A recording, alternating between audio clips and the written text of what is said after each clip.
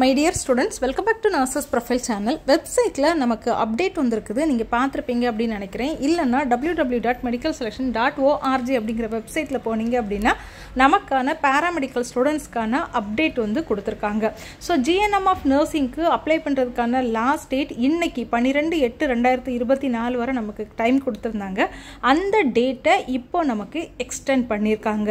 So extend பண்ண date என்னைக்குன்னு பாத்தீங்கன்னா 19/8/2024 வரைக்கும் அப்ளை பண்றதுக்கு டேட்டை நீட்டிச்சிருக்காங்க.